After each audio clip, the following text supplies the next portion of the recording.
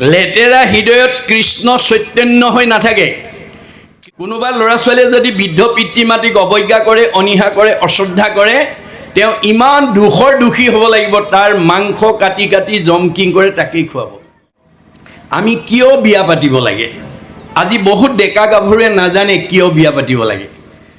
ধন টকা পইচা শিক্ষা বিদ্যা থাকিলেও এনেকুৱা ভাল কাম চবেই কৰিব নোৱাৰে।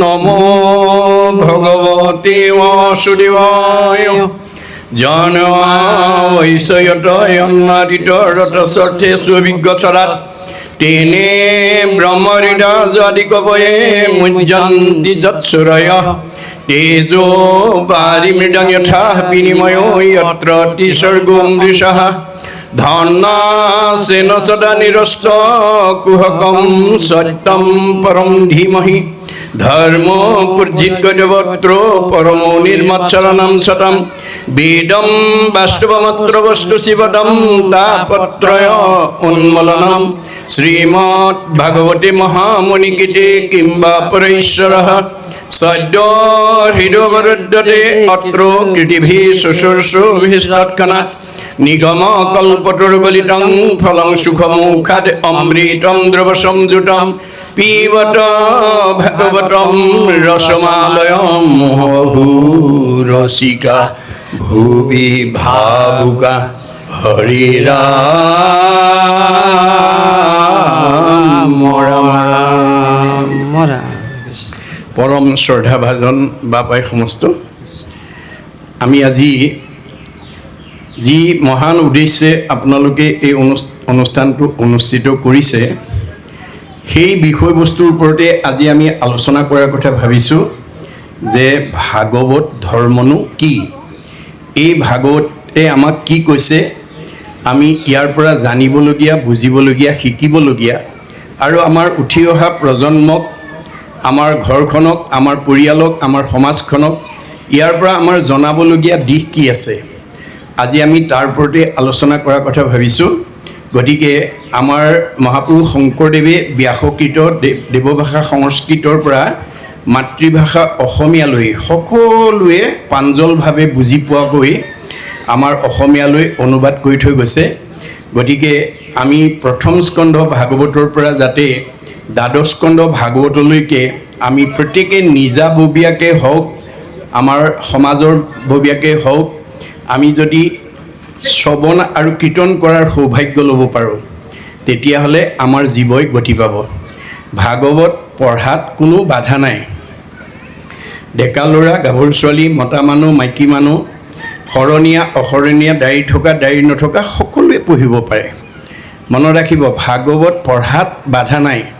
কাৰণ আমি বাস্তৱত যদি চাওঁ, এতিয়া অসমীয়াত মাষ্টাৰ ডিগ্ৰী লোৱা ছাত্ৰ ছাত্ৰীয়ে আমাৰ দশম কীৰ্তন, গীতা, ভাগৱত ইউনিভাৰ্চিটিত টেবুলৰ ওপৰত থৈ অধ্যয়ন কৰি অসমীয়াত মাষ্টাৰ ডিগ্ৰী লৈ আহিছে। অধ্যয়নত বাধা নাই, নিয়মটো কেৱল আনুষ্ঠানিকতাত আহিব। গতিকে আপোনালোকে প্ৰত্যেকেই যদি এবাৰ কেনেবাকৈ ভাগৱত যদি প্ৰথমৰ পৰা শেষলৈকে পঢ়িব বা শুনিব পাৰে, আপোনালোকৰ জীৱই পৰীক্ষিতৰ দৰে গতি পাব। এই কথাৰ কাৰণে মই আপোনালোকক আহ্বান জনালোঁ। এতিয়া আমাৰ দ্বিতীয় স্কন্ধ ভাগৱত, ভাগৱত ধৰ্ম, এই নামাকৰণেৰে সৈতে মৃত্যুমুখী পৰীক্ষিত সুখদেৱে আহি পেলাই তেওঁক কৈছেহি।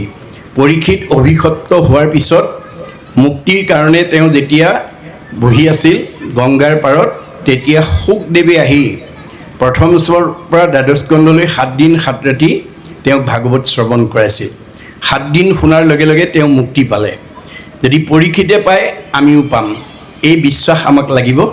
এতিয়া দ্বিতীয় স্কন্ধ ভাগৱতত তেওঁ এই ভাগৱত ধৰ্ম নামাকৰণৰ সৈতে পৰীক্ষিতে সুকে পৰীক্ষিতক কোৱাৰ চলৰে আমাক কি ক'ব বিচাৰিছে।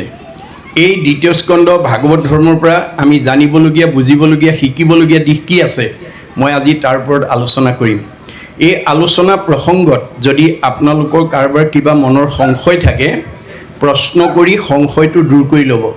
কাৰণ আমাৰ ভাগৱতত কৈছে, কথা শুনিলেহে গুচে মনৰ সংশয়, কৃষ্ণৰ সেৱাতৰ ৰতি তেৱেহে বাৰ হয়। আজি যদি আপোনালোকে মনৰ সংশয়বিলাক দূৰ কৰিব পাৰে, কালিলৈ কেনেকৈ পঢ়িম, পৰহিলৈ কেনেকৈ পঢ়িম, আপোনালোকৰ অনুৰাগটো বাঢ়ি যাব। আৰু এই অনুৰাগে আমাক কি কৰিব? মুক্তিৰ পথ সূচনা কৰিব। সেইকাৰণে আপোনালোকে আজি পাঠৰ ওপৰত প্ৰশ্ন কৰিব, আৰু প্ৰশ্নখিনি মই ব্যাখ্যা কৰি থকা মাজতে ঘপকৈ উঠি নকৰিব, ৰসভংগ হ'ব। গতিকে মই ব্যাখ্যা সামৰাৰ পিছত প্ৰশ্ন কৰিব, অথবা লিখিতভাৱে প্ৰশ্নটো মোৰ ইয়ালৈকে পঠাই দিব। আপোনালোকৰ সংশয় মই দূৰ কৰি থৈ যাম। অন্য প্ৰশ্ন আজি এই পাঠৰ মাজলৈ নানিব, এইকাৰণেই যে অন্য প্ৰশ্নৰ উত্তৰ দিবলৈ গ'লে আমাৰ মূল পাঠৰ পৰা ৰসভংগ হৈ যাব, মূল পাঠটো বুজাত অসুবিধা পাব। সেইকাৰণে অন্য প্ৰশ্ন থাকিলে অনুষ্ঠানৰ পিছত মোক লগ কৰি আপোনালোকে সংশয় দূৰ কৰিব, অথবা বাই ফোন আপোনালোকে মোৰ লগত ফোন কৰি আপোনালোকৰ মনৰ সংশয়খিনি দূৰ কৰিব। সংশয় থকা কথা কেতিয়াও আনক নক'ব।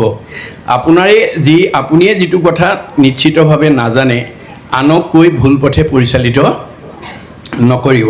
গতিকে এতিয়া আমাৰ এই দ্বিতীয় স্কন্ধ ভাগৱতৰ মাজেদি আমাক কি ক'ব বিচাৰিছে আমি আলোচনা কৰিম। মই পাঠকক পাঠ আৰম্ভ কৰিবৰ কাৰণে অনুৰোধ জনাইছোঁ। কৃষ্ণ কৃষ্ণ।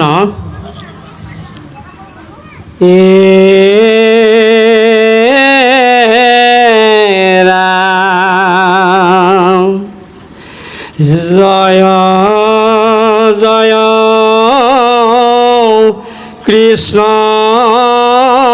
যার স্মরণ মঙ্গল জাগ যোগাদির হরে নাম ফল হে রামে হে নয় পরমানন্দ মাধব কনিতে হুমৰি নৰ নিৰম তৰে কৌশিতে ৰামে কৃষ্ণ কথায় অমিত গাও পিউষাবধানে কৰিও যতন যাৱে নতো চাই প্ৰাণে ৰামে ঘোৰ কলি যুগে মল হিমতি মনুঈশ্বৰ নাহি আন ধৰ্ম হৰে ভগতি পৰ ৰামে শৰীৰত আছে কলি কৃত যত দুখ গোচেয়ক প্ৰথমে কৰা হৰি হৰি ঘোষ কৃষ্ণৰ চৰণে গৰি শেষ প্ৰণতি অচ্যুতৰ কিংকৰ কৰণী গদতি। কৃষ্ণ এইখিনিলৈকে ভাগৱত ধৰ্ম নামাকৰণৰ সৈতে আমাক কি ক'ব বিচাৰিছে মই আপোনালোকৰ দৃষ্টি আকৰ্ষণ কৰিব বিচাৰিছোঁ। ভাগৱত এনে এখন গ্ৰন্থ যিখন গ্ৰন্থত আমাৰ সমস্ত জীৱনশৈলীৰ কথা সন্নিৱিষ্ট কৰি ৰখা আছে। এটা জীৱই মাতৃগৰ্ভত স্থিতি লোৱা দিনৰ পৰা মাকে কি খাব লাগিব, কি খাব নালাগিব, কি কৰিব লাগিব, কি কৰিব নালাগিব, কলৈ যাব লাগিব, কলৈ যাব নালাগিবকে প্ৰমুখ্য কৰি মৃত্যু পৰ্যন্ত যিমানবিলাক নিয়ম মানি চলিব লাগে সকলো নিয়ম ভাগৱতত অন্তৰ্নিহিত কৰি থৈছে। গতিকে ভাগৱতে আমাৰ জীৱনশৈলীৰ জীৱন পদ্ধতিৰ সকলো কথা আমাক উল্লেখ কৰিছে। গতিকে এই ভাগৱতৰ পৰাই আমি জীৱনৰ পদ্ধতিবিলাক আমি বাছি ল'ব লাগিব। আমাৰ মহাপুৰুষ শংকৰদেৱে এটা উদাহৰণ দিছে যে আজি ইয়াত আমি বহি থকা সকলোৱে দিনটোত ৰাতিপুৱা শুই উঠাৰ পৰা গধূলা শোৱালৈকে আইনাখন এবাৰ হ'লেও চাওঁ। আমি আইনাখন কিয় চাওঁ বাৰু? তেওঁ শাস্ত্ৰত কৈছে, তুমি জগ জীৱ তোমাক পুজিলে পাই আপোনাক যায়, যেন মুখ শ্ৰীক প্ৰতিবিম্ব মুখ দেখয় দৰ্পণ চাই। আইনাখন চালে আমি নিজৰ প্ৰতিবিম্বটো দেখা পাওঁ। মই আগতকৈ বগাই হৈছোঁ নে, ক'লাই হৈছোঁ নে, শকতেই হৈছোঁ নে, ক্ষীণাইছোঁ নে, মোৰ গালত কিবা মুখত কিবা স্পট পৰিছে নেকি, আইনাখন চালে আমি জানিব পাৰোঁ আৰু ব্যৱস্থা ল'ব পাৰোঁ। গতিকে এইটো যেনেকৈ বাস্তৱ সত্য, ঠিক তেনেকৈ আমি ভাগৱত চালে আমাৰ হৃদয়খনৰ কথা, মনটোৰ কথা আমি জানিব পাৰোঁ। বুজিছেনে? যে যিখন হৃদয়ত ভগৱন্ত নিবাস কৰি আছে। ক'ত আছে? সমস্ত ভূতৰে মই আছোঁ হৃদয়ত। আমাৰ প্ৰত্যেকৰে হৃদয়তে ভগৱন্ত আছে। কি কাৰণে আছে? যাদৃশী ভাৱনা জৈস সিদ্ধি ভৱতী তাৰ দৃশী। যোনে যেনেকৈ বিচাৰে তেওঁৰ মনৰ ভাৱনা তেনেকৈ পূৰণ কৰিবৰ কাৰণে মই হৃদয়তে আছোঁ। আপোনালোকৰ এই 1 নম্বৰ শালমাৰী গাঁৱতকৈ আশে পাশে বহুত ধনী গাঁও, বহুত শিক্ষিত গাঁও, বহুত সম্পদশালী গাঁও থাকিব পাৰে, কিন্তু এনেকুৱাকৈ এটা অনুষ্ঠানৰ শতবাৰ্ষিকী উপলক্ষে এনেকুৱা এটা পবিত্ৰ অনুষ্ঠান পাতিব নোৱাৰিবও পাৰে। ধন টকা পইচা শিক্ষা বিদ্যা থাকিলেও এনেকুৱা ভাল কাম চবেই কৰিব নোৱাৰে। এই কথা ভাগৱততে উল্লেখ আছে। শতকোটি জন্মান্তৰে হুৱে মহাভাগ, নৰসৰী ৰকজীৱে তেবে পাৱে লাগ, তাতো যেবে মূৰদায়া ভৈল জাক প্ৰতি, সেহিহে কৰিব পাৰে আমাত ভকতি।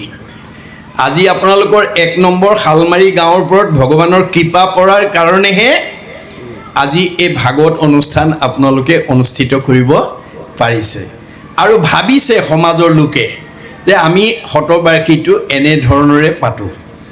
আৰু মই জানিবলৈ পাই গৌৰৱ কৰিছোঁ যে এইটো বোলে আপোনালোকৰ প্ৰথম বাৰ্ষিক, যে এই ভাগৱত পাঠ ব্যাখ্যা অনুষ্ঠান এইটো প্ৰথম বাৰ্ষিক। গতিকে এইটোকে প্ৰথম বাৰ্ষিক হিচাপে গণ্য কৰি আপোনালোকে শতবাৰ্ষিকীলৈকে আগুৱাই নিয়াৰ চেষ্টা কৰিব দেই। আজি যিসকল উদ্যোক্তাৰ চিন্তাত, যিসকলৰ সমাজৰ ভাৱনাই আজি এই পবিত্ৰ অনুষ্ঠানটো পাতিছে, আপোনালোকে এনেকৈ পৰিকল্পনা কৰিব যে আমি 25 বছৰত এনেকৈ ভৰি দিলে আমি ভাগৱত পাঠ ব্যাখ্যা অনুষ্ঠানৰ ৰূপালী জয়ন্তী পাতিম। 50 বছৰত ভৰি দিলে আমি সোণালী জয়ন্তী পাতিম। 60 বছৰত ভৰি দিলে আমি হীৰক জয়ন্তী পাতিম। 75 বছৰত ভৰি দিলে আমি মহাৰজত জয়ন্তী পাতিম। আৰু 100 বছৰত ভৰি দিলে আমি শতবাৰ্ষিকী পাতিম। এই পৰিকল্পনাৰে যদি আপোনালোকে এই অনুষ্ঠানটো আগুৱাই লৈ যায়, এইখন গাঁৱলৈ ভৱিষ্যত বৃদ্ধ পিতৃ মাতৃক বৃদ্ধাশ্ৰমলৈ খেদি পঠিওৱা জীৱ ইয়ালৈকে আহিব নোৱাৰিব। শাহু বোৱাৰীৰ মাজত মনোমালিন্য হোৱা, স্বামী স্ত্ৰীৰ মাজত মনোমালিন্য হোৱা, ককাই ভাইৰ মাজত মনোমালিন্য হোৱা, সীমাঘূৰীয়া মানুহৰ মাজত মনোমালিন্য হোৱা জীৱ এইখন গাঁৱলৈ আহিব নোৱাৰিব। যেনেকৈ পোহৰৰ ওচৰলৈ আন্ধাৰ আহিব নোৱাৰাটো বিজ্ঞানসন্মত বাস্তৱ সত্য, যিখন গাঁৱত, যিটো নামঘৰত, যিটো পৰিৱেশত ভাগৱত ভক্তি ধৰ্ম প্ৰচাৰ হৈ থাকিব, তালৈ কোনো বেয়া জীৱ আহিব নোৱাৰিব। গতিকে আজি যিকেইজনৰ চিন্তাই এই ধুনীয়া পুলিটো ৰুলে এইখন গাঁৱত, এই বীজটো ৰোপণ কৰিলে, তেওঁলোক হয়তো শতবাৰ্ষিকলৈ ঈশ্বৰে নাৰাখিবও পাৰে, কিন্তু যিহেতু এটা ভাল অনুষ্ঠান ইয়াত অনুষ্ঠিত কৰি আদৰ্শ উত্তৰ পুৰুষলৈ দি গ'ল, তেওঁলোক মৰিও অমৰ হৈ থাকিব।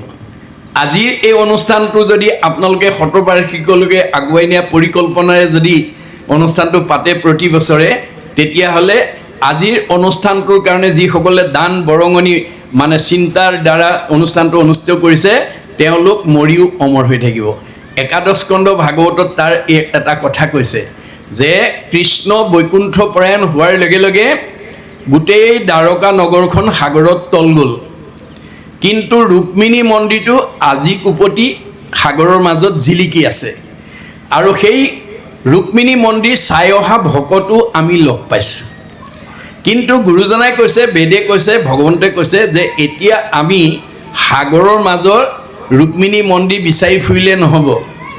আপোনালোকে ১ নম্বৰ শালমাৰী গাঁৱত জন্মগ্ৰহণ কৰি গাঁওখনৰ কাৰণে, সমাজখনৰ কাৰণে, উঠি অহা প্ৰজন্মৰ কাৰণে, অনুষ্ঠানৰ কাৰণে, প্ৰতিষ্ঠানৰ কাৰণে, দহৰ উপকাৰৰ কাৰণে কি ভাল কাম কৰি থৈ গ'ল, এই ভাল কামৰ আদৰ্শই আপোনালোকক চিৰ সজীৱ কৰি ৰাখিব। আজি শংকৰ মাধৱ আমাৰ মাজত কায়িকভাৱে নাই, মহাত্মা গান্ধী নাই, মানে জ্যোতিপ্ৰসাদ আগৰৱালা নাই, বিষ্ণু ৰাভা নাই, সুধাকণ্ঠ ভূপেন হাজৰিকা নাই, আৰু এতিয়া ৰিচেণ্ট আমাৰ মাজত মানে জুবিন গাৰ্গো নাই, কায়িকভাৱে নাই। কিন্তু তেওঁলোকে সমাজলৈ যি অৱদান দি থৈ গ'ল, সেই অৱদানে আজি তেওঁলোকক চিৰ সজীৱ কৰি ৰাখিছে।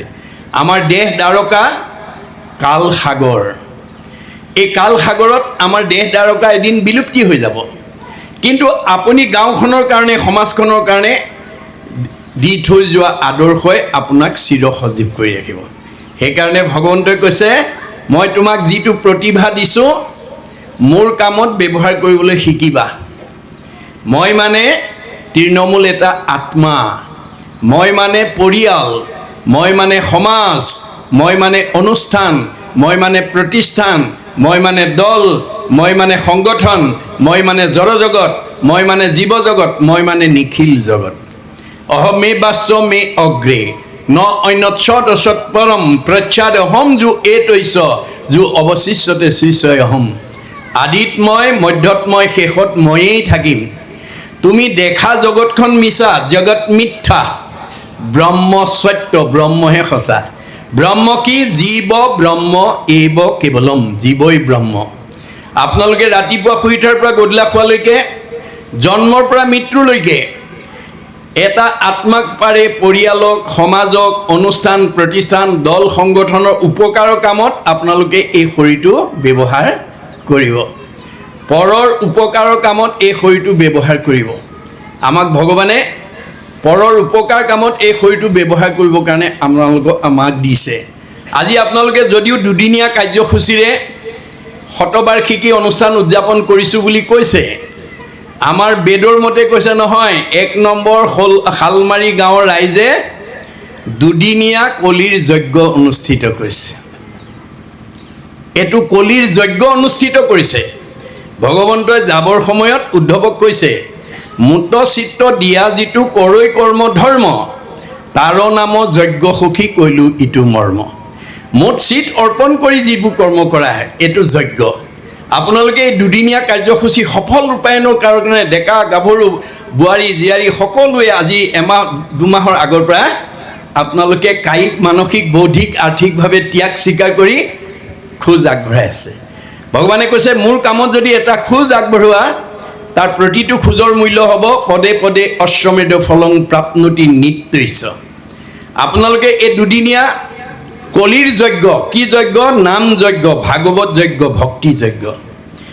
এই যজ্ঞস্থলীলৈ অহা ভকতসকলক আচমনি কৰিবৰ কাৰণে, সেৱা শুশ্ৰূষা কৰিবৰ কাৰণে যিসকল ডেকা গাভৰু আই বাপে মানে কোনোবাই তামোল কাটিছে, কোনোবাই খাৰদি পাচলি কুটি দিছে, কোনোবাই মাহ প্ৰসাদ ধুই দিছে, কোনোবাই মানে চাহ বনাই পেলাই ভকতৰ মুখৰ আগত দিছে, কোনোবাই তামোলৰ বটাটো আনি দিছে, কোনোবাই মাটি নি বহাইছে, ইত্যাদি ইত্যাদি। এতিয়া আপোনালোকে এই ভগৱন্ত স্বৰূপ ভক্তৰ সেৱাত যদি এই আত্মনিয়োগ কৰিব পাৰে, তেতিয়াহ'লে এয়া হ'ব অক্ষয় পুণ্য। এই দুটা দিন আপোনালোকৰ গাঁওবাসীৰ অক্ষয় পুণ্য অৰ্জন কৰাৰ এটা সৌভাগ্য। মনত ৰাখিব কথাটো। গতিকে অনাগত দিনত এনেকুৱা পবিত্ৰ অনুষ্ঠান পাতিলে নিৰ্দিষ্ট সময়তকৈ আগবাঢ়ি আহি মই অকণমান অনুষ্ঠানটোৰ সৰ্বাংগ সুন্দৰ হোৱাত কিবা এটা সহায় কৰিব পাৰোঁ নেকি, তাৰ ব্যৱস্থাৰে আহিব। তেতিয়া পৰোপকাৰায় ইদম শৰীৰম, তেতিয়া আপোনাৰ এই শৰীৰটো যদি পৰোপকাৰ কামত ব্যৱহাৰ কৰে তেতিয়াহ'লে পুণ্য অৰ্জন হ'ব।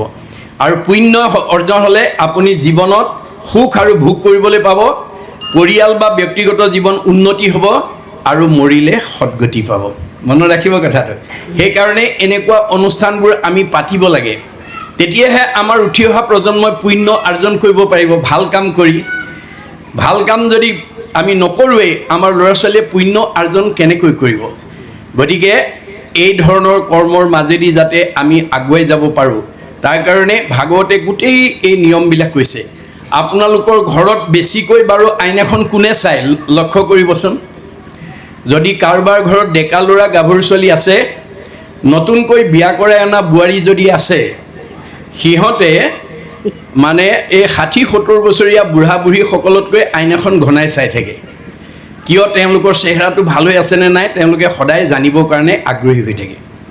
এতিয়া আমাৰ গুৰুজনাই কৈছে, যেনেকৈ ডেকা গাভৰু আৰু নতুন দম্পতীয়ে যেনেকৈ আইনাখন বেছিকৈ চায়, আজি ভাগৱত শুনিবলৈ আমাৰ 60-70 বছৰৰ বুঢ়া বুঢ়ীতকৈ ডেকা বা গাভৰুবিলাক বেছিকৈ আহিব লাগে।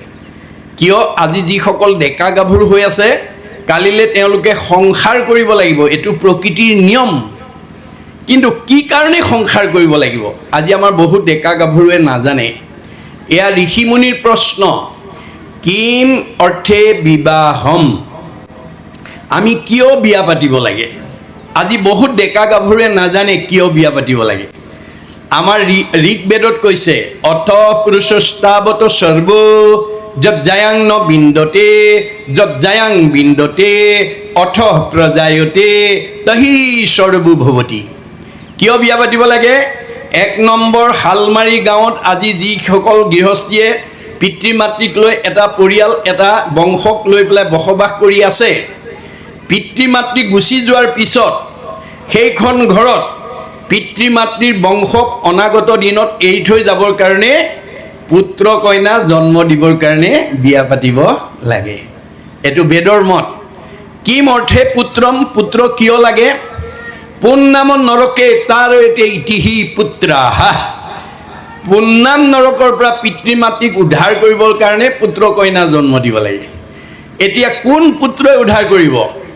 আমাৰ শাস্ত্ৰত কৈছে, পুত্ৰেও তৰাইবে বুলি শুনি আছা শাস্ত্ৰ, বৈষ্ণৱ পুত্ৰক লাগি বুলি আছে মাত্ৰ। পুত্ৰই তৰাব বুলি শাস্ত্ৰত কৈছে সঁচা, কিন্তু বৈষ্ণৱ পুত্ৰ জন্ম দিব লাগিব।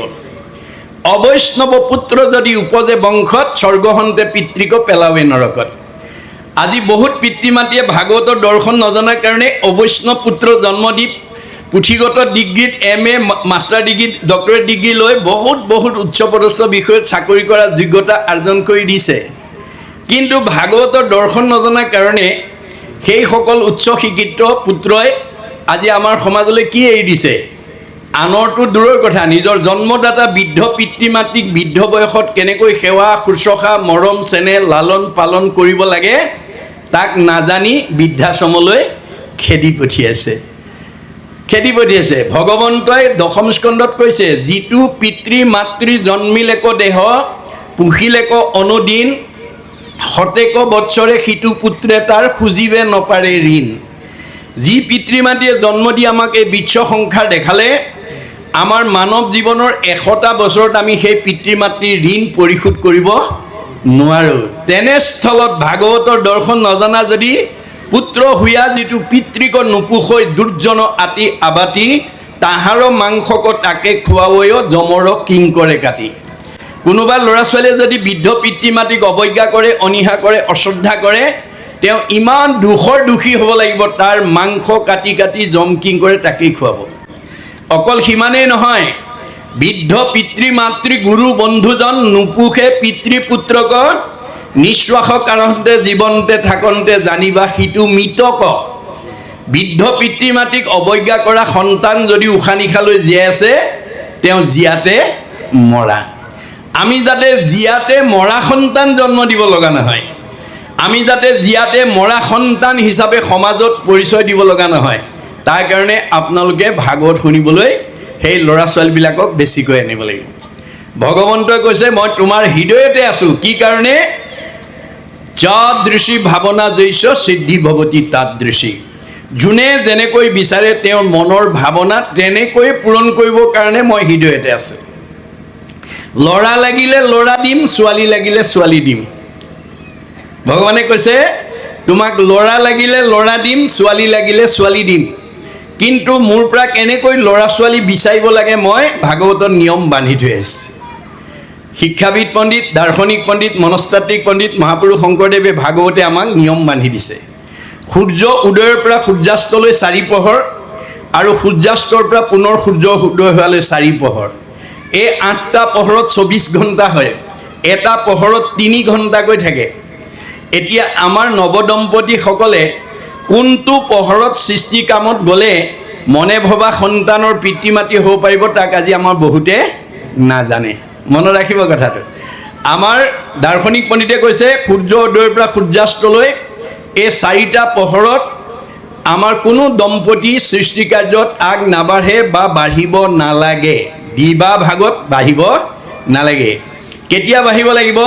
সূৰ্য অস্ত যোৱাৰ পৰা পুনৰ সূৰ্য উদয় হোৱালৈকে এই 4টা পহৰত আগবাঢ়িব লাগিব। তাৰে প্ৰথম 2টা পহৰ বাদ দিবলৈ কৈছে কোনে? বিজ্ঞানে। কি বুলি কৈছে? যে আমি খোৱা আহাৰটো ব্ৰহ্মলৈ ৰূপান্তৰ হ'বলৈ কমেও 6 ঘণ্টা সময় লাগে। আমি খোৱা আহাৰটো প্ৰথমতে ৰসৰ পৰা তেজ, তেজৰ পৰা মাংস, মাংসৰ পৰা মেদৰ পৰা হাড়ৰ পৰা মজ্জা, মজ্জাৰ পৰা শুক্ৰৰ পৰা সন্তান। গতিকে আমি 2টা পহৰ বাদ দি 3য় আৰু 4ৰ্থ পহৰত আমি সৃষ্টি কাৰ্যত আগবাঢ়িব লাগে। কেনেকৈ? পুৰুষ প্ৰকৃতি সবা একমতি, তেহে সিজিব হৰিত ভকতি। স্বামী স্ত্ৰী 2জনা একমনা হৈ ল'ব লাগিব। সৃষ্টি কাৰ্যত আগবঢ়াৰ আগতে 2জনে আলোচনা কৰি ল'ব লাগিব যে আমাৰ প্ৰথম বা দ্বিতীয় সন্তানটো ল'ৰা লাগে নে ছোৱালী লাগে? কেনেকুৱা গুণৰ ল'ৰা ছোৱালী লাগে? ডাক্তৰ লাগেনে, ইঞ্জিনিয়াৰ লাগেনে, প্ৰবক্তা লাগেনে, অধিবক্তা লাগেনে, বুদ্ধিজীৱী লাগেনে, জ্ঞানী লাগেনে, মানি লাগেনে, সন্ত লাগেনে, মহন্ত লাগেনে, ভক্ত লাগেনে, বৈষ্ণৱ লাগে? কেনেকুৱা গুণৰ লাগে? 2জনে আগতে আলোচনা কৰি ল'ব লাগিব আৰু নিৰ্দিষ্ট সময়ত সেই ভাৱটো ভগৱানৰ ওচৰত নিবেদন কৰিব লাগিব। তেতিয়া ভাৱেন লভতে সৰ্বম। ল'ৰা লাগিলে ল'ৰা দিব, ছোৱালী লাগিলে ছোৱালী দিব, যেনেকুৱা গুণৰ লাগে তেনেকুৱা গুণৰ দিব। কিন্তু যদি দাম্পত্য জীৱনত মতভেদ থাকে, কাৰোবাৰ স্বামীয়ে জানে ভাৰ্যাই নাজানে, কাৰোবাৰ ভাৰ্যাই জানে স্বামীয়ে নামানে, তেনেকুৱা যদি মতানৈক্য থাকে তেতিয়া আমাৰ দাম্পত্য জীৱনলৈ কাশ্যপ ঋষিৰ নিচিনা অৱস্থা আহিব। কাশ্যপ ঋষিৰ 2গৰাকী ভাৰ্যা, এগৰাকীৰ নাম দিতি, এগৰাকীৰ নাম অদিতি। অদিতিয়ে স্বামীৰ লগত মন মিলাই সৃষ্টি কাৰ্যত আগবাঢ়িছিলে, সেইকাৰণে আটাইকেইটা দেৱতা সন্তান জন্ম দিলে। কিন্তু দিতি হিংসা কৰি আছিলে। সতিনীৰ সন্তান হোৱা দেখি তেওঁ হিংসাত ভাগি পৰিছিলে আৰু অসময়ত গৈ স্বামীক পুত্ৰদানৰ কাৰণে উপাসনা স্থানত গৈ আহ্বান জনাইছিলে। তেতিয়া দূৰদৰ্শী সম্পন্ন কশ্যপে কৈছিল, হে ভাৰ্যা, এইটো পুত্ৰদানৰ সময় নহয়, এইটো উপাসনাৰ সময়, তুমি খন্তেক ধৈৰ্য ধৰা। নামানে। উপায়ন্তৰ হৈ ভাৰ্যাক সন্তুষ্টি দিবৰ কাৰণে পুত্ৰদান দিলে। ফলত কি হ'ল? হিৰণ্যাক্ষ আৰু হিৰণ্যকশিপু অসুৰৰ জন্ম হ'ল। মনত ৰাখিব। আমাৰ উঠি অহা ডেকা গাভৰুবিলাকক যদি আমি ভাগৱতৰ এই আদৰ্শৰে অনুপ্ৰাণিত কৰিব নোৱাৰোঁ, তেওঁলোকে পুথিগত ডিগ্ৰীত বহুত ডিগ্ৰী ল'ব পাৰিব, কিন্তু মনে ভবা সন্তানৰ পিতৃ মাতৃ হ'ব নোৱাৰিব। মনত ৰাখিব। ধন, টকা পইচা, গাড়ী মটৰ, পকা ঘৰ দুৱাৰ, সম্পত্তিয়ে আমাৰ মনৰ কামনা পূৰণ কৰিব নোৱাৰে। 10টা পকা ঘৰ থাকিব পাৰে, 10খন গাড়ী থাকিব পাৰে, বহুত সম্পত্তি থাকিব পাৰে, আপোনাৰ শৰীৰটো সুস্থ নহ'বও পাৰে, আপোনাৰ শৰীৰটো ৰোগমুক্ত নহ'বও পাৰে, আপোনাৰ মুখত হাঁহি নাথাকিবও পাৰে, আপোনাৰ পাৰিবাৰিক জীৱনত মিলা প্ৰীতি নাথাকিবও পাৰে। পাৰ্থিৱ ধন সম্পত্তি আমাক এইবোৰ দিব নোৱাৰে। সেইকাৰণে কৈছে আন যত সবে মিছা ভক্তিৰ অভাৱে। আজিৰ দৰে পৰিৱেশৰ মাজেদি যেতিয়ালৈকে আমি গাঁওখন সমাজখনক উঠি অহা প্ৰজন্মক আগবঢ়াই নিব নোৱাৰিম, তেতিয়ালৈকে আপুনি যিমান ধন ধান টকা পইচা গাড়ী মটৰ পকা ঘৰ দুৱাৰ মাজতেই নাথাকক কিংবা অমংগলৰ পৰা মুক্ত হ'ব নোৱাৰিব। সুমংগলেই অমংগল জানা কৃষ্ণ বিনে। চব আছে, ধনে ধানে টকাই পইচাই গাড়ীয়ে মটৰে পকা ঘৰে দুৱাৰে চাকৰিয়ে ব্যৱসায়ে ভৰ্তি হৈ আছে, কিন্তু ঈশ্বৰৰ নাম নলয়, ঈশ্বৰৰ কথা নুশুনে, ঈশ্বৰ ঠাইলৈ নাযায়।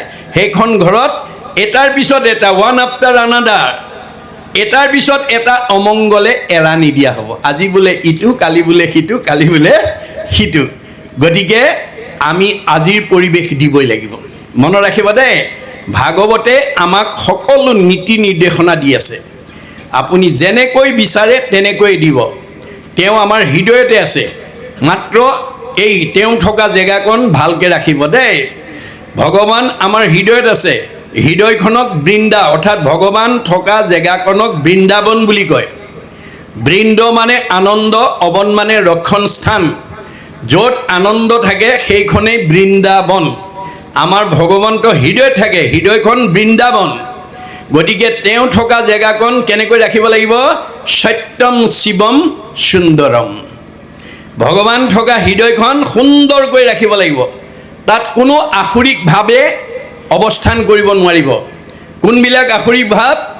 কাম, ক্ৰোধ, লোভ, মোহ, মদ, মাৎসৰ্য, ঈৰ্ষা, হিংসা, কুৰ্চুট, কপট, ঠগ, প্ৰবঞ্চনা, পৰনিন্দা, পৰচৰ্চা, অভিমান, অহংকাৰ, পৰ অন্যায়, জেদ ভাৱ। এইবিলাক আসুৰিক ভাৱ। এই বেয়া ভাৱবিলাক যাৰ হৃদয়ত থাকিব, সি ডেকা ল'ৰাই হওক বা গাভৰু ছোৱালীয়ে হওক, বোৱাৰীয়ে হওক বা শাহুৱেই হওক, পিতৃয়ে হওক বা মাতৃয়ে হওক, সেইখন লেতেৰা হৃদয়। লেতেৰা হৃদয়ত কৃষ্ণ চৈতন্য হৈ নাথাকে। কৃষ্ণ চৈতন্য হৈ নথকা হৃদয়খনৰ মানুহে খোলা হাঁহি মাৰিব নোৱাৰে।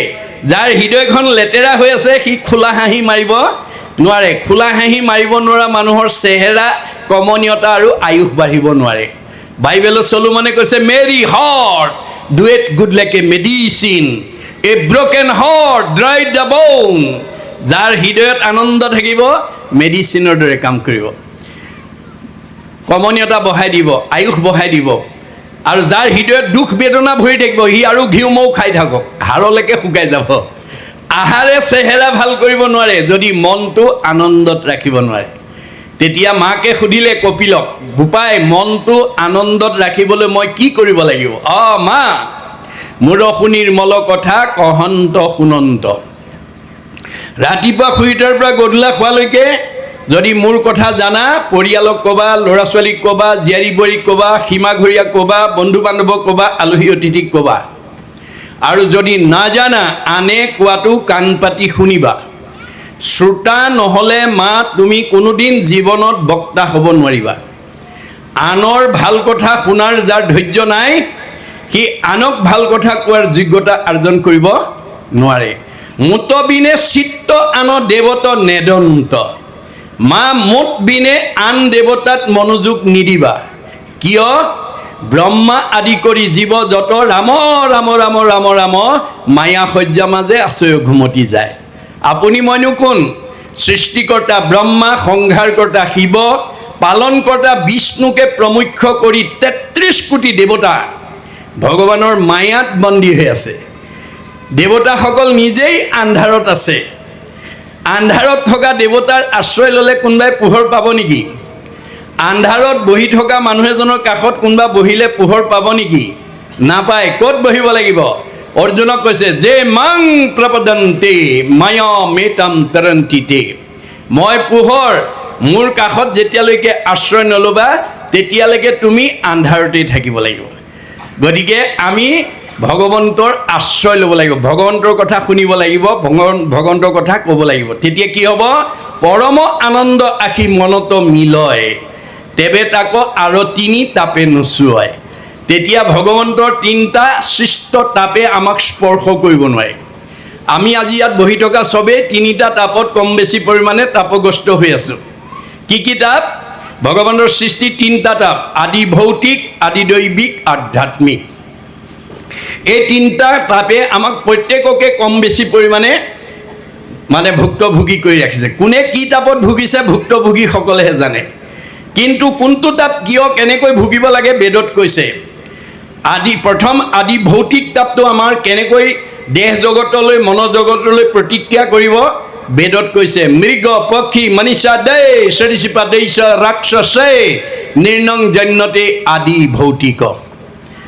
মৃগ পক্ষী সৰীসৃপ প্ৰাণী সাপ বেং কোন যেনেকুৱা ভূত প্ৰেত পিশাচ মানুহ অৰ্থাৎ ভগৱন্তৰ সৃষ্টি পঞ্চভৌতিক প্ৰাণীৰ দ্বাৰা এই পঞ্চভৌতিক দেহলৈ যিবোৰ দুখ নামি আহে তাক কয় আদি ভৌতিক তাপ। কেতিয়াবা কাৰোবাক হঠাতে কুকুৰে কামোৰে, কাৰোবাক কেতিয়াবা মেকুৰীয়ে আচোৰে, কাৰোবাক কেতিয়াবা বিচাই ডাকে, কাৰোবাক কেতিয়াবা কোমজেলেকুৱাই কামোৰে, কাৰোবাক কেতিয়াবা সৰ্পই দংশন কৰে, কাৰোবাক আকৌ কেতিয়াবা মানুহেই মানুহক মাৰি আঘাতপ্ৰাপ্ত কৰে। এই ধৰণে পঞ্চভৌতিক প্ৰাণীৰ দ্বাৰা এই পঞ্চভৌতিক দেহলৈ যিবোৰ দুখ নামি আহে তাক কৈছে আদি ভৌতিক তাপ। 2 নম্বৰ আদি দৈবিক তাপ। এই তাপটো কেনেকৈ আহে? তাপ মানে দুখ কষ্ট, মনত ৰাখিব। এই দুখ কষ্টটো কেনেকৈ আহে বেদত কৈছে শীত উষ্ণ বাতু শাম্ভু বিদ্ৰুতাদি সমুদ্ৰম তাপতি জবল নিৰ্ণং জন্যতে আদি দৈবিক।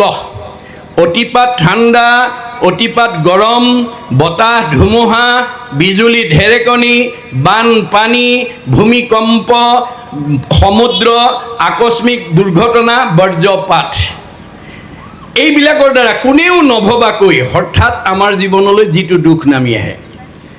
আজি জুবিন গাৰ্গে ভাবিছিলে নেকি ছিংগাপুৰৰ গৈ সমুদ্ৰত তেওঁ প্ৰাণটো এৰি আহিব বুলি? কোনোবা অসমবাসীয়ে ভাবিছিলে নেকি আমাৰ হিয়াৰ আমঠু সকলোৰে প্ৰাণৰ শিল্পীজনে ছিংগাপুৰত গৈ জীৱন এৰি থৈ আহিব লাগিব বুলি? হৈ গৈছে সেইটো। বাই হুক অৰ বাই ক্ৰুক যিকোনো প্ৰকাৰেই নহওক সংঘটিত হৈ গৈছে। এই ধৰণে কোনেও নভবাকৈ যিবোৰ ঘটনা হয় সেইবিলাকক কৈছে আদি দৈবিক তাপ। আধ্যাত্মিক তাপক 2টা ভাগত বিভক্ত কৰিছে, শাৰীৰিক আৰু মানসিক।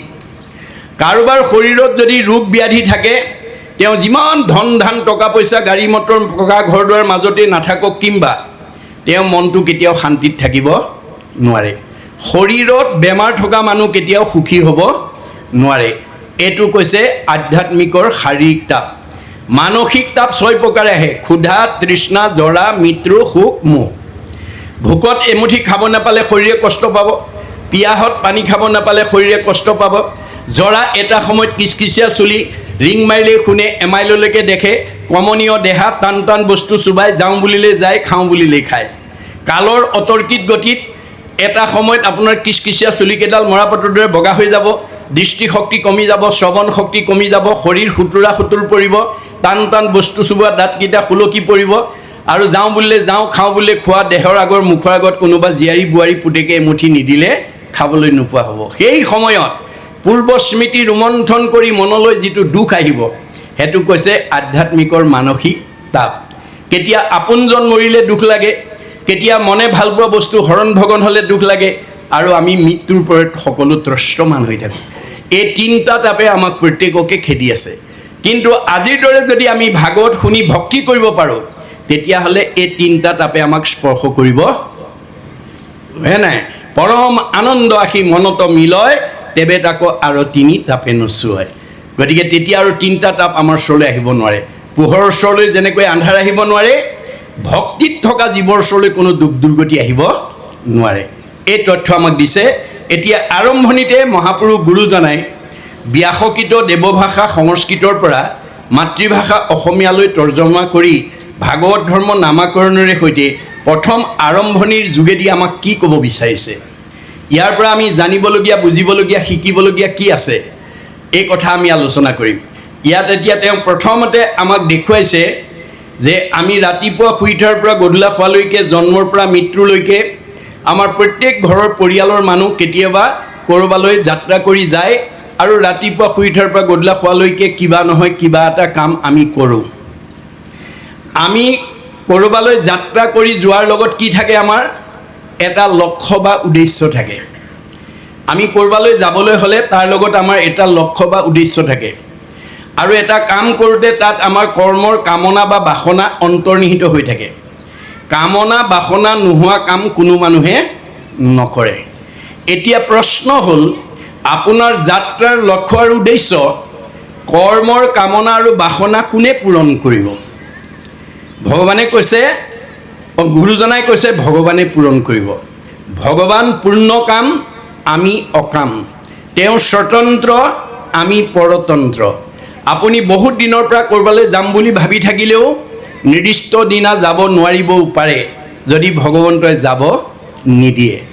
খাম বুলি বাঢ়ি লোৱা ভাত কাঁহীও খাব নাপাব পাৰে যদি ভগৱন্তই খাব নিদিয়ে। শুম বুলি পাৰি লোৱা বিচনাখনতো শুবলৈ নাপাব পাৰে যদি ভগৱন্তই শুব নিদিয়ে।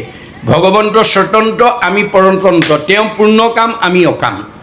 এই কথা জানি গুৰুজনে এতিয়া দ্বিতীয় স্কন্ধ ভাগৱত ৰচনাৰ আগত যিটো আদৰ্শৰে আমাক অনুপ্ৰাণিত কৰিছে, সেই আদৰ্শৰে আমি কৰ্মত আগবাঢ়িব লাগিব। অৰ্থাৎ আপোনাৰ পৰিয়ালৰে হওক বা আপুনি নিজেই হওক, ক'ৰবালৈ যাত্ৰা কৰিবলৈ হ'লে যাত্ৰাৰ প্ৰাৰম্ভণিতে ঈশ্বৰৰ নাম স্মৰণ কৰি যাব লাগিব। আপোনাৰ ল'ৰা ছোৱালী কোনোবা ক'ৰবালৈ যাব ওলাইছে, স্কুল কলেজলৈ বা ফুৰিবলৈ, মাক দেউতাকে চকু দিব লাগিব। অঁ বোপাই স্কুললৈ যোৱা, ফুৰিবলৈ যোৱা, অঁ কৃষ্ণ বুলি কৈ যোৱা, ৰাম বুলি কৈ যোৱা, হৰি বুলি কৈ যোৱা। মনত ৰাখিব, যাত্ৰাৰ কালত যদি আপুনি ঈশ্বৰৰ নাম লৈ যাবলৈ কয়, যিটোজনে যাই নাম উচৰি তাৰো পাছে পাছে ভ্ৰমন্ত হৰি। বৎসক স্নেহ যেন ধেনু ধাৱে, ভজিও জানি হেন হৰি পাৱে।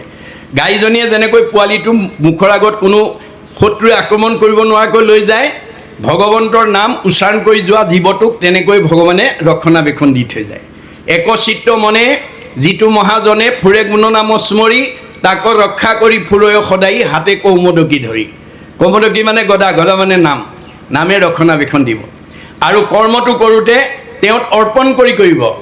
যত ধৰ্ম কৰ্ম কৰা কৃষ্ণত অৰ্পণ, তেবে অপ্ৰয়াসে সিজিব এক প্ৰয়োজন। তেতিয়া আপোনাৰ তাত থকা যিটো কামনা বাসনা ঈশ্বৰে পূৰণ কৰিব। কিন্তু মই কৰিছোঁ বুলি যদি কাম কৰে, তেতিয়া আপোনাৰ মোৰ যশোদাৰ নিচিনা হ'ব। যশোদাই দধিভাণ্ড ভঙাৰ অপৰাধত কৃষ্ণক ধৰি আনি উৰালত বান্ধিবৰ কাৰণে যত্ন কৰিছিলে। ৰাজভঁৰালত জৰি আনি বান্ধে, দুৱাঙুলে নাটে, আকৌ জোৰা দিয়ে, দুৱাঙুলে নাটে। এই যি দুৱাঙুলে নটাটো যে দেখুৱাই আছে ভাগৱতে, কি কৈছে এইটোৱে?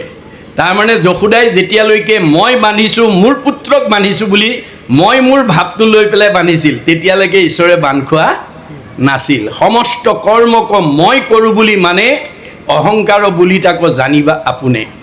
মই কৰিছোঁ বুলি ভাবিলে তাত অহংকাৰটো সোমাই থাকে। ভগৱানে চব দুখ সহ্য কৰিব পাৰে। ভকতৰ সৰ্বদুখ সহিবাক পাৰোঁ, দম্ভ দৰ্প অহংকাৰ সহিতে নপাৰোঁ। আমি যাতে কোনো কামতে যাতে অহংকাৰ কৰিব লগা নহয়, তাৰ কাৰণে সাৱধান হ'ব দেই। কাৰণ অহংকাৰী মানুহক সমাজে বেয়া পায়, আৰু সমাজে যিজনক বেয়া পায় ভগৱানেও তাক বেয়া পায়। গতিকে আমি সমাজত নিজক প্ৰতিষ্ঠা কৰিবলৈ হ'লে আমি নম্ৰ ভাৱৰ হ'ব লাগিব, দাস্যত্ব ভাৱ আমাক লাগিব। সেইকাৰণে দাৰ্শনিক পণ্ডিতে কৈছে, to become great one we must be humble. আপুনি সমাজত যদি নিজক প্ৰতিষ্ঠা কৰিব বিচাৰে, আপুনি নম্ৰ স্বভাৱৰ হ'ব লাগিব। অহংকাৰী মানুহক কেতিয়াও সমাজে স্বীকৃতি নিদিয়ে। গতিকে 1 নম্বৰ আমাৰ এই ভাৱেৰে সৈতে যাতে আমি কাম কৰিব পাৰোঁ, সেইকাৰণে তেওঁ কৈছে, জয় জয় কৃষ্ণ যাৰ স্মৰণ মংগল। আৰম্ভণিতে কৈছে, যাৰ নাম স্মৰণ কৰিলেই জীৱনলৈ মংগল নামি আহে। যুগ যুগাদিৰো হৰি নাম মহাফল। আগৰ কেইটা যুগত যজ্ঞ যাগ পূজা পাতল কৰি যিটো ফল পাইছিলে, কলি যুগৰ মানুহে হৰিনাম ল'লেই সেইটো ফল পায় বুলি কৈছে। কাৰণ ভগৱন্তই যুগে যুগে অৱতাৰ হৈ আছে, হৈ থাকিব। কিয় হয়? অৰ্জুনক কৈছে, যদা যদা হি ধৰ্মস্য গ্লানি ভৱতি ভাৰত অদ্ভুত স্থানম ধৰ্মস্য তদাত্মানম সৃজমহম পৰিত্ৰাণায় সাধুনাম বিনাশায় চ দুষ্কৃতম ধৰ্ম সংস্থাপনাৰ্থেই সম্ভৱামি যুগে যুগে। যুগে যুগে হৈ আছে, হৈ থাকিব। দুষ্টক দমন, শান্তক পালন, দুষ্কৃতি বিনাশ, সংস্কৃতি প্ৰতিষ্ঠা। গতিকে সত্য যুগত হৰি অৱতাৰ হৈ জগতবাসীক ক'লে, জীৱশ্ৰেষ্ঠ মানুহক, হে জীৱশ্ৰেষ্ঠ মানুহ, তোমালোকে সকলোৱে ঈশ্বৰক ধ্যান কৰিব লাগিব।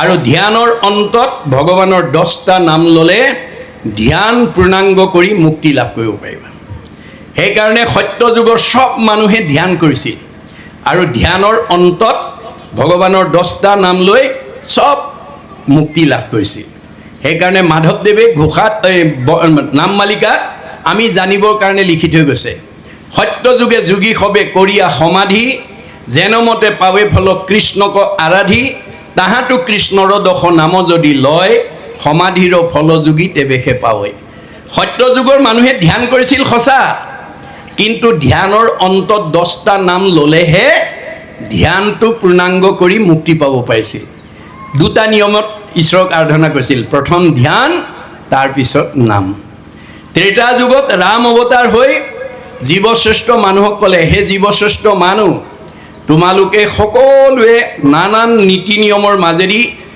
ভগৱানক যজ্ঞ কৰিবা আৰু যজ্ঞৰ অন্তত ভগৱানৰ নাম 8টা নাম ল'লে যজ্ঞ পূৰ্ণাংগ কৰি মুক্তি পাব পাৰিবা সেইকাৰণে ত্ৰেতা যুগৰ সব মানুহে মানে যজ্ঞ কৰিছিল নিয়মে সংযমে চিত্ত সাৱধান কৰি ত্ৰেতা যুগে নানাভাৱে যজ্ঞে যদি হৰি মাধৱৰ অষ্টগোটা নামক উচ্চৰে তেৱেহে যজ্ঞৰ ফল পাৱে জানা নৰে ত্ৰেতা যুগৰ সকলোৱে যজ্ঞ কৰিছিল যজ্ঞৰ অন্তত আকৌ ভগৱানৰ নাম 8টা নাম লৈ যজ্ঞ পূৰ্ণাংগ কৰি মুক্তি পাইছিল দাপৰ যুগত কৃষ্ণ অৱতাৰ হৈ জীৱশ্ৰেষ্ঠ মানুহক ক'লে হে জীৱশ্ৰেষ্ঠ মানুহ তোমালোকে বহুত তন্ত্ৰ মন্ত্ৰৰে ভগৱানক পূজা কৰিবা আৰু পূজাৰ অন্তত ভগৱানৰ 12টা নাম ল'লে পূজা পূৰ্ণাংগ কৰি মুক্তি পাব পাৰিবা সেইকাৰণে দাপৰ যুগৰ সব মানুহে কি কৰিছিল পূজা কৰিছিল নানান তন্ত্ৰে মন্ত্ৰে পূজা কৰে দাপৰত হৰিৰ দ্বাদশ নাম জপয় সতত নাম কীৰ্তন এষে সাংগ কৰয় পূজাক তেৱেহে পূজাৰ ফল পাৱে জানা তাক দাপৰ যুগত মানুহে প্ৰথমতে বহুত তন্ত্ৰ মন্ত্ৰ কৰি পূজাৰ অন্তত 12টা নাম লৈ পেলাই মুক্তি পাইছিল এই 3টা যুগত দুটা নিয়মৰ দ্বাৰা ভগৱানক সেৱা পূজা কৰিছিল সত্য যুগত ধ্যান আগ নাম পাছ ত্ৰেতা যুগত যজ্ঞ আগ নাম পাছ দাপৰ যুগত পূজা আগ নাম পাছ কিন্তু আমাৰ কলি যুগৰ মানুহক মহাপুৰুষ মাধৱদেৱে ভূয়সী প্ৰশংসা কৰিছে কি বুলি অধন্য ধন্য কলিৰ কৰমহা ভাগ সৰ্বধৰ্ম ঠেলি হৰি নাম ভৈলা আগ কলি যুগৰ মানুহবিলাক ভাগ্যৱান সব ধৰ্ম ঠেলা মাৰি নাম ধৰ্মক আগ কৰিলে কিয় ভাগৱতত কৈছে কৃষ্ণ বৈকুণ্ঠ প্ৰয়াণ হোৱাৰ লগে লগে আন ধৰ্মবিলাক কৃষ্ণৰ লগত গুচি গ'ল বুলি কৈছে আন ধৰ্ম কৃষ্ণৰ লগতে গুচি গৈলা এক স্থান হুয়া হৰি নাম মাত্ৰ ৰৈলা এতেকেহে নামত সমস্ত পুণ্য পায় জানিয়া যতনে ফুৰা হৰি গুণ গায় নামে তপ নামে জপ নামে যোগ ধ্যান নামে দান নামে পুণ্য কোটি তীৰ্থ স্নান নামে ধন জন বন্ধু নামে পিতা মাতা নামে নিজ সুহৃদ নামেহে গতি দাতা ইহ পৰলোকে নাম বিনে গতি নাই চাৰিও বেদৰ ইহে মুখ্য অভিপ্ৰায় চাৰিখন বেদে এই কথা আমাক কৈ দিলে আৰু ব্ৰহ্মাই চাৰিখন বেদ আনি প্ৰমাণ কৰিলে চাৰিও বেদক ব্ৰহ্মাই আনি বিচাৰিলা 12 প্ৰমাণী এহি মানে মাত্ৰ কৰিলা সাৰ হৰি কীৰ্তনেহে তৰে সংসাৰ কলি যুগৰ মানুহে ঈশ্বৰ নাম ল'লেহে তৰিব পাৰিব অন্য প্ৰকাৰে নোৱাৰে কলিত হৰিৰ কীৰ্তন এৰিয়া অন্যত্ৰ ধৰ্ম আচৰে মিছাতে কেৱলে শ্ৰম মাত্ৰ পাৱে একোৱে ফল নধৰে আপুনি মইনো কোন বেদজ্ঞ শাস্ত্ৰজ্ঞ টিকালৈজ্ঞ 28,000 ঋষিয়ে কৃষ্ণ বৈকুণ্ঠ প্ৰয়াণ হোৱাৰ লগে লগে পৃথিৱীলৈ কলি আহিল বুলি যজ্ঞ আৰম্ভ কৰি দিলে ত্ৰেতা যুগৰ এদিন দুদিন নহয় হাজাৰ হাজাৰ বছৰ যজ্ঞৰ ধোঁৱাৰে গা ধোঁৱা বৰণীয়া হৈ গ'ল কিন্তু কলিক খেদিব নোৱাৰিলে অৱশেষত উপায়ন্তৰ হৈ সেই সময়লৈকে নিজ জাতি বুলি ঋষি সমাজত বহিবলৈ নিদিয়া সুতক আমন্ত্ৰণ কৰি আনি গুৰু আসনত বহুৱাই ক'লে সৌনক বদতি শুনা সুত মহামানী পৰম পাতকী কলি পাইলে হেনো জানি আৰম্ভিলো যজ্ঞ আশী সহস্ৰ বছৰ হোম ধূৰ্মে ধূৰ্ম বৰ্ণ ভৈলে ক'লে বৰ যে আমাৰ গা যজ্ঞৰ ধোঁৱাৰে আমাৰ গা ধোঁৱা বৰণীয়া হৈ গ'ল কিন্তু যিটো কৰ্ম কৰোৱাটো নাহিকে বিশ্বাস আপোনাৰো আয়ুক কৰিলোঁ ব্যৰ্থে না। আমাৰ আয়ুষে নষ্ট হ'ল, আমি একো ফল নাপালোঁ। 28,000 বেদজ্ঞ শাস্ত্ৰজ্ঞ টিকালজ্ঞ ঋষিয়ে যদি কলিত যজ্ঞ কৰি বিফল হৈছে, আপুনি মই সফল হ'ম নেকি বাৰু? এই কথা আমি উপলব্ধি কৰিব লাগিব দেই। তাৰপিছত ক'লে সম্প্ৰতি তুমি সি চিন্তি উক মহাহিত কৰায়ুক পান কৃষ্ণ চৰিত্ৰ অমৃত। এতিয়া কলি যুগত আমাক কৃষ্ণৰ কথা নুশুনালে আৰু আমাৰ গত্যন্তৰ নাই। তেতিয়া 28,000 ঋষিৰ আহ্বান শুনি সৌনকে সুতে কি বুলি কৈছিল? কিনো মহাভাগে তোমাষাৰ আগে কহিবু কৃষ্ণৰ লীলা মাধৱৰ কথা সম্যকে পুছিলা অমুক জীৱদান দিলা। হে সৌনক প্ৰমুখ্যে 28,000 ঋষি, তোমালোকে আজি মোক কৃষ্ণ কথা ক'বলৈ কৈ মোক জীয়া মানুহ কৰি তুলিলা। মই এই সময়লৈকে মৰা মানুহ হৈ আছিলোঁ। কৃষ্ণৰ কথাটো মোৰ মহালাভ আছে। কৃষ্ণৰ কীৰ্তনে জাতি অজাতি নাম আছে দুটা দেই। ভাগৱতে দুটা ভাগত ভগাই দিছে। এই ভাগৱত শাস্ত্ৰখন শংকৰদেৱে যদিও অসমৰ বুকুত জন্মগ্ৰহণ কৰিছিল, অসমৰ বা ভাৰতৰ বা সংঘ অনাসংঘ বামুণীয়া কীৰ্তনীয়া সত্ৰ সমাজৰ কাৰণে নহয়, বিশ্বৰ জীৱশ্ৰেষ্ঠ মানুহ তৰণৰ কাৰণে তেওঁ ভাগৱত ৰচনা কৰি থৈছে। আৰু ভাগৱতৰ মাজেদি তেওঁ বিশ্বৰ জীৱশ্ৰেষ্ঠ মানৱক আহ্বান জনাইছে। কি বুলি? উবা নৰলোক হৰি ভজিউক ধৰা ইটো উপদেশ এৰা আলো জালো জীৱা কটকালো জৰা ভৈল পৰৱেশ। উবা অসমৰ মানুহ ভাৰতৰ মানুহ সংঘ অনাসংঘ বুলি কোৱা নাই, বিশ্বৰ মানৱক তেওঁ আহ্বান জনাইছে ভাগৱতৰ মাজেদি। সেইকাৰণে মহামানৱ মহাত্মা গান্ধীয়ে তেওঁৰ এই আহ্বানৰ প্ৰতি সঁহাৰি জনাই এটা মন্তব্য দি থৈ গৈছে। কি বুলি? What Shankardev was alone able to do, nowadays the whole army of the English knowing people cannot do. বিশ্বত এতিয়ালৈকে যিমানবিলাক গুৰু আৱিৰ্ভাৱ হ'ল, শংকৰদেৱে বিশ্ব মানৱৰ কাৰণে যিমান অমূল্য অৱদান দি থৈ গৈছে, আন কোনো গুৰুৱে সিমান অৱদান দিব পৰা নাই। আৰু সেইজন গুৰু অসমৰ বুকুত জন্মগ্ৰহণ কৰাৰ কাৰণে অসমবাসীক তেওঁ ভূয়সী প্ৰশংসা কৰি থৈ গৈছে। কি বুলি? Assamese indeed fortunate for Shankardev has 5 centuries back given to Assamese people an ideal which is also my ideal of Ram Rajya. মই যিখন ৰাম ৰাজ্য অসমত প্ৰতিষ্ঠা কৰাৰ মানস কৰি আহিছিলোঁ, শংকৰদেৱে 500 বছৰৰ পূৰ্বতে সেই ৰাম ৰাজ্য অসমত প্ৰতিষ্ঠা কৰি থৈ গৈছে। অসমবাসী সঁচাকৈয়ে ভাগ্যৱান। কিন্তু আজি আমি শংকৰদেৱৰ দৰ্শন সঠিকভাৱে আজিৰ দৰে পুংখানুপুংখভাৱে আলোচনা নকৰাৰ কাৰণে আমাৰ একেখন গাঁৱতে 2-3টা নামঘৰ 2-3খন সমাজ হৈ আমি বাস কৰিবলগীয়া আছে। কিন্তু শংকৰদেৱে সকলোকে এটা জাতি কৰি থৈ গৈছিল। আপোনালোকে জানে প্ৰাক শংকৰী যুগক অসমক অন্ধকাৰ যুগ বুলি কোৱা হৈছিল। শংকৰদেৱ আৱিৰ্ভাৱ হোৱাৰ আগতে আমাৰ অসমক অন্ধকাৰ যুগ বুলি কোৱা হৈছিল, যিটো সময়ত মানুহে ধৰ্মৰ নামত বিভিন্ন প্ৰাণী বলি দিয়াৰ উপৰিও মানুহ বলি দিবলৈ কুণ্ঠাবোধ কৰা নাছিল। শংকৰদেৱৰ আগত অসমৰ মানুহে ধৰ্মৰ নামত মানুহ বলি দিছিল। তেনে এটা সন্ধিক্ষণতে শংকৰদেৱ আৱিৰ্ভাৱ হৈ অসমৰ চাৰিওফালে ঘূৰি চাই দেখিলে অসমত বিভিন্ন জাতি জনগোষ্ঠীৰ মানুহে বাস কৰি আছে। আৰু এই সকলোবিলাক ঈশ্বৰৰ অমৃতৰ সন্তান। এই আধ্যাত্মিক জ্ঞানটো যদি মই অসমবাসীক দি থৈ যাব নোৱাৰোঁ, অনাগত দিনত এওঁলোকে একতাৰ দোলেৰে বান্ধ খাব নোৱাৰিব, সমন্বয়ৰ সেতু বান্ধিব নোৱাৰিব আৰু একেলগে থাকিব নোৱাৰিব। গতিকে তেওঁ অসমৰ মানুহক পোহৰলৈ আনিবৰ কাৰণে, অন্ধকাৰৰ পৰা পোহৰলৈ আনিবৰ কাৰণে তেওঁ প্ৰথম সমাজ সংস্কাৰ পথটোকে দাঙি ধৰিছিল। কেনেকৈ? এই 2য় স্কন্ধতে উল্লেখ আছে। কিৰাত কছাৰী খাচী গাৰু মিৰি যৱন কংক গোৱাল ধুবাজে তোৰোক অসম লোক কুবাচ মেল চান্দাল আনু হব পাপী কৃষ্ণ সেৱ কৰ সংগত পবিত্ৰ হয় হৰিত একান্তে ভকতি কৰিয়া বৈকুণ্ঠে সুখে চলয়। যে ইয়াত সকলো জাতি জনগোষ্ঠীৰ মানুহে আজিৰ এই অনুষ্ঠানটোলৈ ইয়াত আহি অংশগ্ৰহণ কৰিব পাৰে। ভাগৱত শুনি সকলোৱে বৈকুণ্ঠৰ পথ প্ৰশস্ত কৰিব, ইয়াত কোনো বাধা নাই। সেইকাৰণে এই আধ্যাত্মিক জ্ঞানটো, আত্মা সম্পৰ্কীয় জ্ঞানটো সমাজত বিলাই থৈ যাবৰ কাৰণে শংকৰদেৱে কি কৰিছিল? সকলো জাতি জনগোষ্ঠীৰ পৰা ভকতক সংস্কাৰ কৰি লৈ আনিছিল আৰু আনি সমাজক পৰিচয় কৰি দিছিল। কি বুলি? হেৰা সমাজৰ লোকসকল, মই আজি তোমালোকৰ মাজলৈ এয়া গাৰুৰ ভকত আনিছোঁ দেই। এওঁক আজিৰ পৰা তোমালোকে গাৰু বুলি ঘৃণা নকৰিবা, এওঁ ঈশ্বৰৰ অমৃতৰ সন্তান। এওঁক তোমালোকে আজিৰ পৰা গোবিন্দ আতৈ বুলিবা। এয়া মই নগাৰ ভকত আনিছোঁ, এওঁক আজিৰ পৰা তোমালোকে নৰোত্তম আতৈ বুলিবা।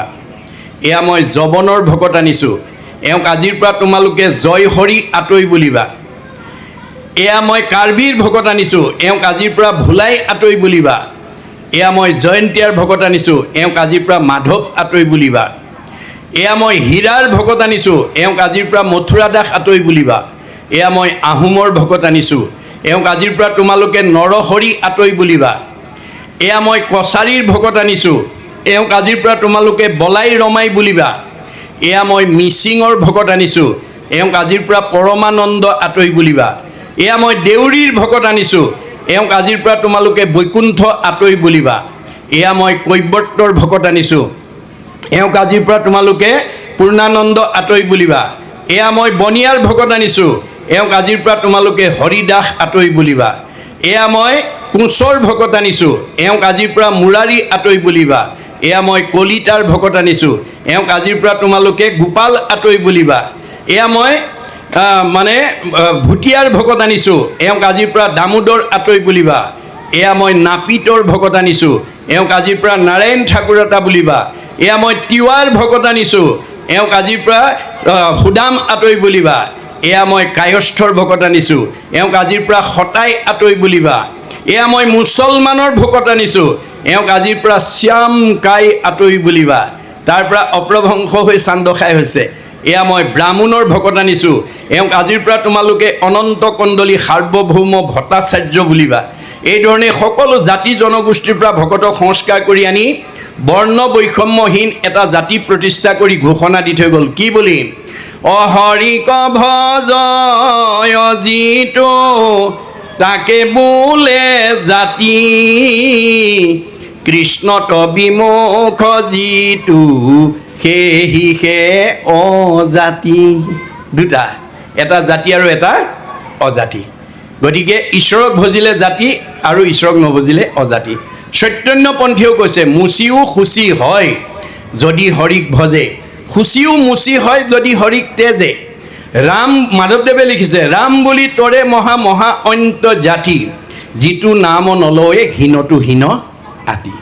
গতিকে ঈশ্বৰৰ নাম লৈ যাতে আমি এই সংসাৰৰ পৰা তৰিব পাৰোঁ, এই তথ্য আমাক দিছে। সেইকাৰণে তেওঁ কৈছে, যুগ যুগাদিৰো হৰিনাম মহাফল। আগৰ কেইটা যুগত তপ জপ যজ্ঞ কৰি যিটো ফল পাইছিলে, কলি যুগৰ মানুহে নাম ল'লে সেইটো ফল পায়। যৎ ফলং সৰ্বতীৰ্থেষু সৰ্বযজ্ঞেষু কীৰ্তিতম তৎ ফলম কৌটি গুণম পুণ্যম ৰাম নাম এৱলৈভতে। কলি যুগৰ মানুহে নাম ল'লেই সৰ্বপয়। এইটো যুগ ধৰ্ম দেই। তিনিটা যুগত দিছে, কলি যুগত কেৱল হৰিনাম ল'ব কৈছে। হৰিনাম নল'ব পাৰিব কিন্তু ফল নাপাব। সেইকাৰণে কৈছে যে যুগ যুগাদিৰো হৰিনাম ফল, হেনয় পৰমানন্দ মাধৱক নিতে সুমৰিও নৰ নিৰন্তৰে একচিতে। আমি সদায় যাতে ভগৱন্তৰ নাম ল'ব পাৰোঁ, গাব পাৰোঁ, ক'ব পাৰোঁ, তাৰ প্ৰতি গুৰুত্ব দিব লাগিব দেই। কাৰণ ভগৱন্তৰ নাম ল'লেহে জীৱ উদ্ধাৰ হ'ব পাৰিব। সেইকাৰণে আপুনি অমংগলৰ পৰা নিজক মুক্ত কৰি ৰাখিব পাৰিব কেতিয়া? ভগৱন্তৰ হাজাৰটা নামৰ পৰা আপোনালোকৰ ঘৰখনৰ সকলো সদস্যৰ মুখত যাতে এটা নাম ওলায়।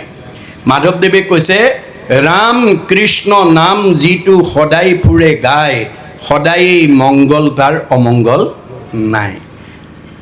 আমাৰ হাজাৰটা নামৰ পৰা ৰাম কৃষ্ণ নাম দুটা, সহজ নাম দুটাও যদি আমি গাই থাকিব পাৰোঁ, কৈ থাকিব পাৰোঁ, আমাৰ জীৱনলৈ অমংগল আহিব নোৱাৰে। দাৰ্শনিক পণ্ডিতে কৈছে, চিং of Hari with his form in heart, no other virtue is greater than nam's worth. ভগৱন্তৰ হাজাৰটা নামৰ পৰা এটা নাম যদি আমাৰ মুখেদি ওলায় তাতকৈ আৰু পুণ্য বেলেগ নাই। গতিকে আমি প্ৰত্যেকেই যাতে ভগৱন্তৰ হাজাৰটা নামৰ পৰা এটা নাম যাতে আমাৰ মুখত ওলায় তাৰ প্ৰতি আমি গুৰুত্ব দিব লাগিব, অভ্যাস কৰিব লাগিব। দাৰ্শনিক পণ্ডিতে কৈছে you have to keep the practice of remembrance, নাম স্মৰণ every day, every hour, rather every second. 24 ঘণ্টাত 1 ছেকেণ্ড হ'লেও ভগৱন্তৰ হাজাৰটা নামৰ পৰা এটা নাম আমি ক'বলৈ অভ্যাস কৰিব লাগে। When a strong habit is formed by unceasing practice through the period of life, then it would be easy to remember God at the time of the death. এই ধৰণে অভ্যাস কৰোঁতে কৰোঁতে অজামিলৰ দৰে যদি এটা ষ্ট্ৰং হেবিট হৈ যায়। অজামিলে 10 নম্বৰ ল'ৰাৰ নামটোহে নাৰায়ণ ৰাখিছিলে, পুতেকৰ নাম, ভগৱানৰ নাম বুলি নাজানে। কিন্তু সকলো সময়তে আহ নাৰায়ণ, কৰ নাৰায়ণ, উঠ নাৰায়ণ, পঢ় নাৰায়ণ, যা নাৰায়ণ কওঁতে কওঁতে জানিবা নাজানি কৰে নামৰ কীৰ্তন, তথাপিতো পাপদহি নামে কৰে চন। আমাৰ বেদৰ দৰ্শন, ভাগৱতৰ দৰ্শন, গুৰুজনাৰ দৰ্শন হৈছে কি আমাৰ ল'ৰা ছোৱালীৰ নাম আমি জ্যোতিষীৰ ওচৰত গৈ চোৱাবগৈ নালাগে। ভগৱন্তৰ হাজাৰটা নামৰ পৰা ভাল পোৱা নাম এটাৰে যদি ল'ৰা ছোৱালীৰ নাম ৰাখিব পাৰে, ল'ৰা ছোৱালীৰ নাম ল'লেও জীৱই গতি পাব পাৰে। এই তথ্য আমাক দিছে দেই। তাৰপিছত কৈছে যে ঘোৰকলি যুগে মলমতি মনুষ্যৰ নাহি আন ধৰ্ম হৰি কীৰ্তন তপৰ। এতিয়া আমি কলি যুগত ঈশ্বৰৰ নাম নল'লে আমাৰ আৰু কলি পাপৰ পৰা উদ্ধাৰ হোৱাৰ উপায় নাই। শৰীৰত আছে কলি কীৰ্ত যত দুখ, প্ৰথমে গুচুক প্ৰথমে কৰা হৰি হৰি ঘোষ। আমাৰ প্ৰত্যেকৰ শৰীৰতে কলি দুখ আছে আৰু এই কলি দুখৰ পৰা মুক্ত হ'বলৈ আমি হৰিনাম ঘোষণা কৰিব লাগিব। কাপোৰৰ মলি গুচাবলৈ যেনেকৈ চাবোন চাৰ্ট ব্যৱহাৰ কৰিব লাগে, মনৰ পৰা কলিমল মায়ামল গুচাবলৈ আমি ঈশ্বৰৰ নাম ল'ব লাগে। আমাৰ প্ৰত্যেকৰে কলিমল লাগি আছে। এই কলিৰ উৎপত্তিৰ সম্পৰ্কে আমাৰ শাস্ত্ৰত উল্লেখ আছে যে ব্ৰহ্মাৰ তনুৰ পৰা কলিৰ উৎপত্তি হৈছে বুলি কৈছে। সৃষ্টিকৰ্তা ব্ৰহ্মাৰ দেহৰ পৰা কলি উৎপত্তি হৈছে। ব্ৰহ্মাৰ তনুৰ পৰা কলি উপজিলা, পৰম দাৰুণ বেশ বিৰিঞ্চি দেখিলা, পুনঃকৰ্ম কৰোঁ প্ৰভু কৰিও আদেশ, দিওঁ ৰাজ পদতজু পাওঁ উপদেশ। ব্ৰহ্মাৰ তনুৰ পৰা কলি উৎপত্তি হৈয়ে বাপেকক দাবী কৰিছে, দেউতা জন্ম দিলেই নহ'ব, মোক ভোগৰ সামগ্ৰী গোটাই দিয়া। শুনি চাৰি মুখে ব্ৰহ্মা গুণিয়া চাহিলা, তাৰ ভাৱ দেখি তাক কলি নাম দিলা। জন্ম হৈয়ে যিটো ল'ৰাই ভোগৰ দাবী কৰিছে ই সাধাৰণ ল'ৰা নহয়। 4খন মুখেৰে ভাবি তাৰ নামটো কলি ৰাখিলে আৰু সামগ্ৰী গোটাই দিলে। মলিনী নলিনী নামে 2 ভাৰ্যা দিলা, দুহান্তৰ হন্তে 4 পুত্ৰ হৈলা। গতিকে মলিনী নলিনী নামে 2গৰাকী ভাৰ্যা বিয়া কৰাই দিলে, তাৰ পৰা 4টা পুত্ৰৰ জন্ম হ'ল। আপোনালোকৰ হৈছে নেকি চাব। কলিৰ পুতেককেইটাৰ নাম কি?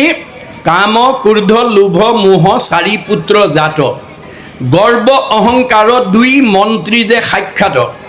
কাম ক্ৰোধ লোভ মোহ হ'ল কলিৰ পুতেক, গৰ্ব আৰু অহংকাৰ বুদ্ধি দিয়া মন্ত্ৰী, দম্ভ দেশ ঈৰ্ষা অসূয়াক 4জন সেনাপতি পাতি দিলা ব্ৰহ্মাৰ বচন। এইকেইজন আগ্ৰণুৱা।